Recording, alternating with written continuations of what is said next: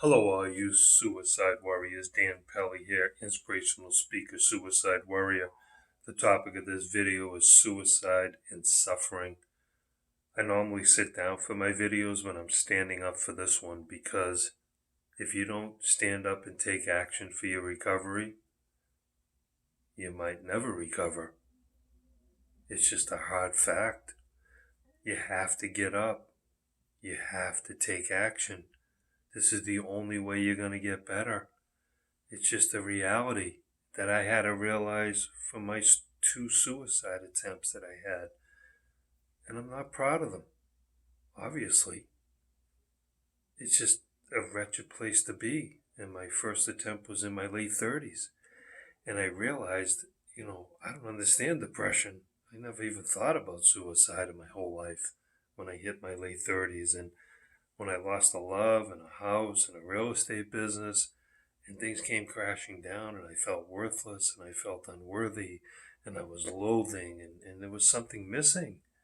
And I think what was missing was the inner love and the care for yourself. It wasn't always about everybody else. And as time went on, and I've learned from that first attempt, and I'm lucky to be here because I can tell you, I shouldn't be. I definitely shouldn't be here. So I guess I'm here for a reason, and I'm glad I found my mission in this. But when it started my first time and the depression was building up, and normally pick yourself up, be courageous, be tough, put yourself up by the bootstraps, all Italian, tough, hey, what are you doing? It's like it doesn't work that way. When you're in that kind of pain, you're not thinking about all that. You're not thinking selfishly, that stigma and the chicken way out. You ain't thinking about none of that. You're just thinking about ending the pain. And that's what it becomes. And if you're really on edge, I really don't like to talk about details about the suicide because I think it's triggering. Yeah, it can be sensational, and everybody has their way of expressing themselves, but I just don't think it's a good idea because it's just you don't want to be talking about methods and all that. We all know there's methods out there, but when it was happening to me and it was building up and the suicide ideation was carrying, some people check out instantly, they get shocked into some depression, and they just totally lose it. And I feel so bad for the people that have lost that battle and lost their life, or people that they left behind. Nobody wants to leave anybody behind hurting. It's not a selfish act, okay? It's not a selfish act, it's a suffering act. It's not about selfishness that the suffering gets so deep, and everybody's suffering is different, right? You might think someone's suffering is not that significant to them, but it is to them. It's their world, or it's insignificant or significant. So we can't judge on who's suffering how much and and how much they're suffering, because depression's a wretched animal. It's like an 800-pound gorilla on your back, and you're trying to shake it off, and you're trying to work your way through it. But suicide's an unbiased robber of life. It doesn't matter who you are. It doesn't matter if you're young, middle-aged, old, rich, poor. It doesn't matter. It's rampant around the world. That's your real pandemic. Outside of viruses we have to deal with, and a lot of people lost a lot of hope, and there was a lot of uptick in suicides, and has been, and right in the leading causes of death, and especially for teenagers, and losing hope and courage, and way too much social media time. Social media has its good and bad points. It can do a lot of good, and it can do a lot of bad. And how much you balance yourself and not rely on to be like someone else. Hey, look, I love other speakers too. I love their inspiration. I love their motivation. But you're you. You got to be you. Don't ever stop being who you are.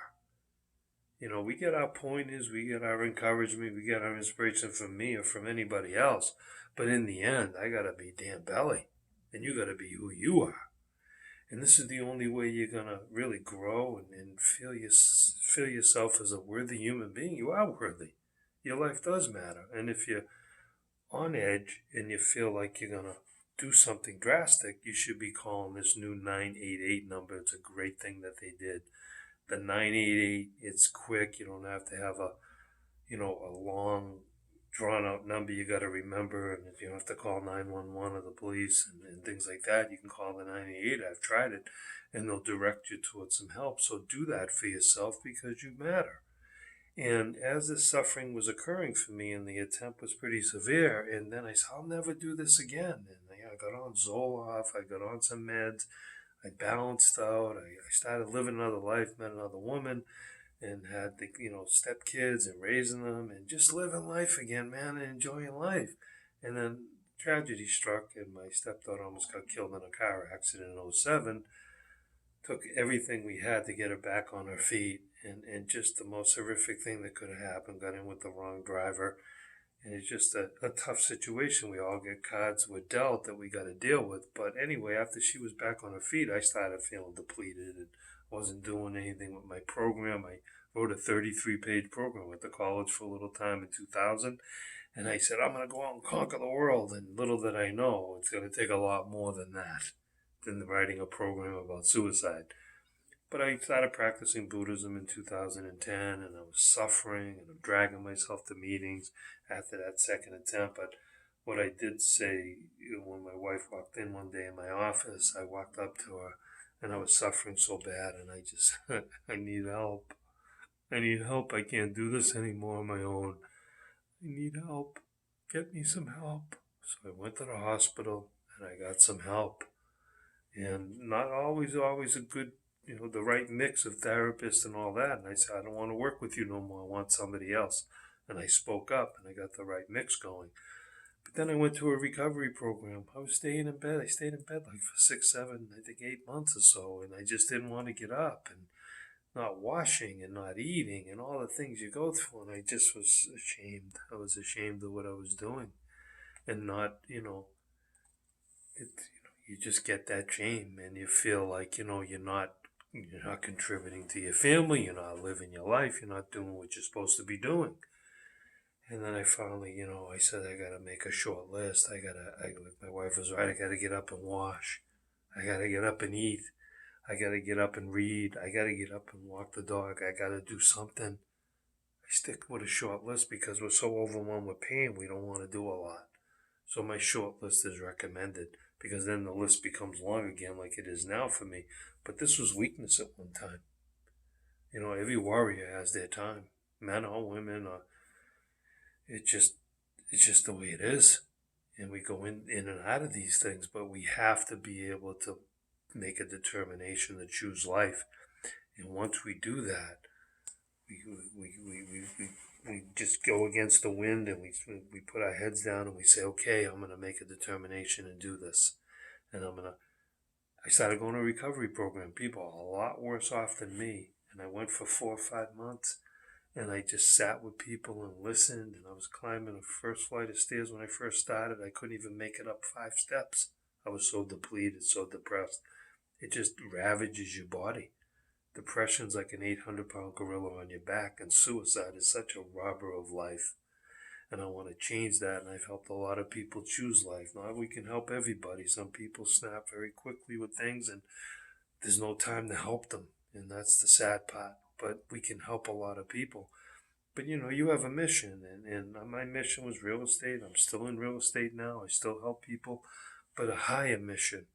And that I want to help people choose life, and I'm gonna turn my poison into medicine, not only for me, but for others. Because when you help others, you're really helping yourself. Whether you smile at somebody tomorrow, and someone that you could see is heavy and they're down, and hey, how are you today? And then we got to watch people that are close to us. Are they isolating? Are they too overjoyful? Oh, I can't believe he or she did that. I never saw any signs. The signs are there. They might be subliminal, but they're there. They're there in their actions, in the way they speak, or they're overly, no one can be like totally happy. It just doesn't work that way. You can be totally sad. There's always an in-between where you have your good days and you have your bad days. But I think the most important thing to think about, and I think about this a lot, is when I got that determination quote from my mentor through a leader about when we make a determination, everything changes. So you have to make that determination. The first thing was for me is that short list, and then first was choosing life. Like, I'm not going down this road again, because I've had more things happen to me after that. And my therapist said, "Why aren't you going down that rabbit hole again, Dan?" I said, "Because I've learned to help myself, care for myself, love myself, because the inner battle for the warrior is in here. It's not out here fighting. Yeah, we fight, we do, we fight the fight, we do what we have to do, but when you win that inner battle, you get serenity. The inner battle is where you become the warrior, and then you bring it out to the world. Because you have a mission, you have a talent, you have things that you can do with your life, and you know what it is. Turn your poison into medicine too. Help others, and it will help you. You matter. Your life matters. You're a good human being. I'm a good human being. And it doesn't mean you can't recover. So do what you have to do for yourself. Fight the battle in here and win that battle, because the day will come when the serenity will come, and then the standalone spirit when you need it, and know that I'm okay and I love myself and I care for myself. I'm a warrior. You can be a warrior too. And I'm going to leave you with that, and I'm going to leave you with my Buddha's prayer. Good health, protection, wisdom, compassion, courage, determination, mission, happiness, family, good fortune, and total victory. Your life matters. Never give up. I'm Dan Pelly. I'll see you on the next video.